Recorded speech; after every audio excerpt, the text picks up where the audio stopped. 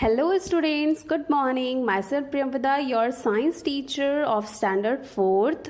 So yesterday I told you about the reproduction, mammals and the criteria of mammals and little bit about the egg-laying animals, that is bird. So I told you that there are four stages of a bird. A bird gives an egg, then sit on it to keep it warm, then the egg hatches and a new one is formed. So this is the life cycle of a bird, that is hen. And now I am going to tell you about the structure of an egg. What is the structure of an egg? The egg of all birds have the same structure. जो भी birds के egg होते हैं means अंडे होते हैं, उसके ज़्यादातर सारे चिड़ियों के अंडे एक जैसे होते हैं, एक ढांचे के होते हैं, सिमिलर होते हैं. And egg has a hard outer protective shell called egg shell. Egg के बाहर एक कठोर सुरक्षा कवच होती है जिसे हम एग सेल बोलते हैं, जो कि काफ़ी हार्ड होता है. Inside the cell, a white jelly substance called albumin is present. एक सेल के अंदर एक वाइट कलर का पदार्थ पाया जाता है, उजले कलर का पदार्थ पाया जाता है, जिसे हम कहते हैं albumin. That is albumin is rich in proteins and protect the yolk and embryo. Inside the egg you can see there is yolk and embryo. So this albumin, that white substance, protects it and it is I told you that it is rich in proteins and it also protects them. Yolk is the central yellow portion and is the food for the embryo. Yolk क्या है? Yolk is a yellow substance और yellow portion एक पीले colour का भाग होता है अंडे के अंदर, और वो एम्ब्रियो का यानी कि भ्रूण का भोजन भी होता है. मीन्स जो अंडे के अंदर जो भ्रूण पल रहे हैं उनका ये भोजन भी होता है, वो इसे धीरे धीरे खाते भी हैं.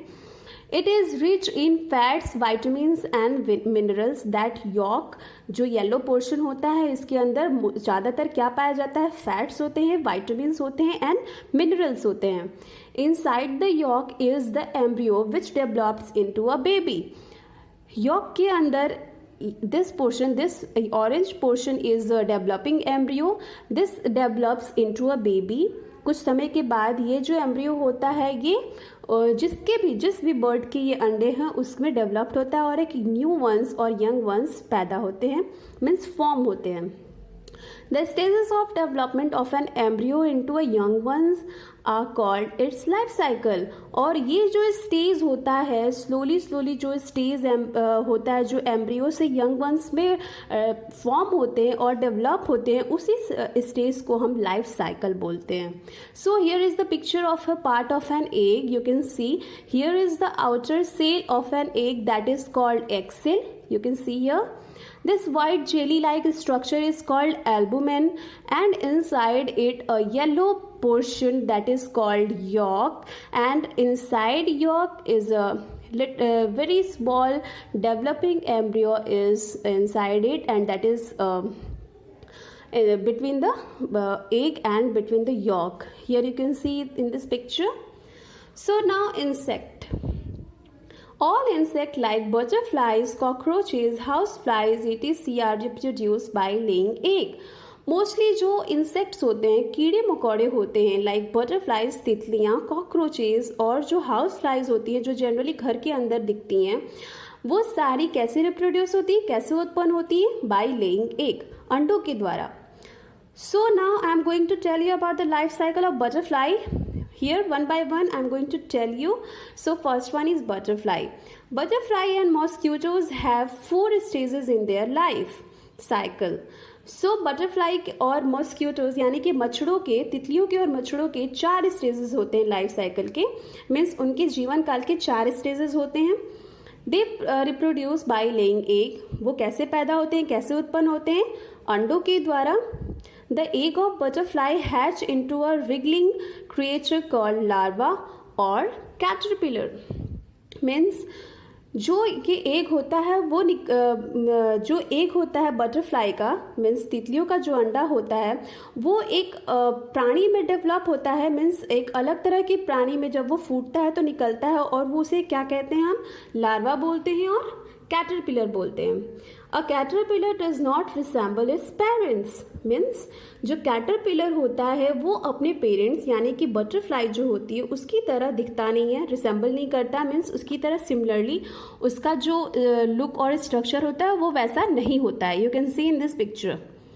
Caterpillar then feed on a lot of leaves and grows in size.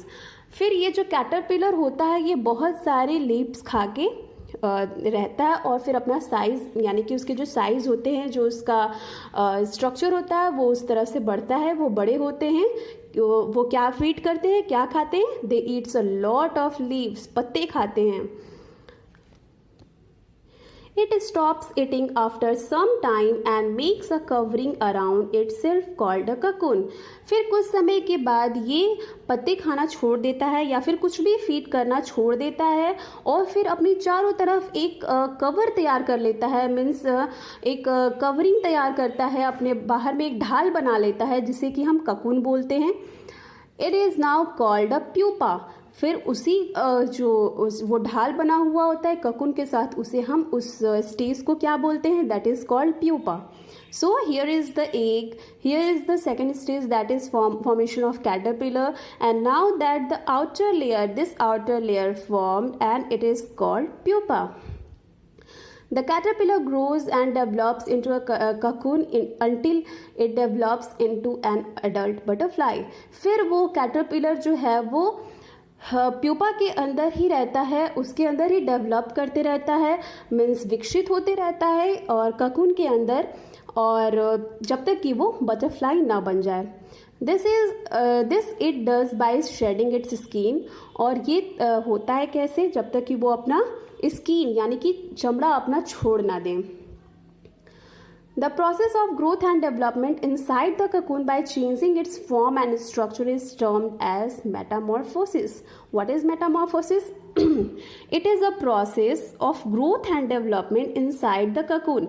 Means ये जो cocoon के अंदर जो caterpillar का development हो रहा है, means इसका विकास हो रहा है, जिस तरह से इनका structure बदल रहा है, ये सारे process जो pupa के अंदर होते हैं इसे ही हम metamorphosis बोलते हैं।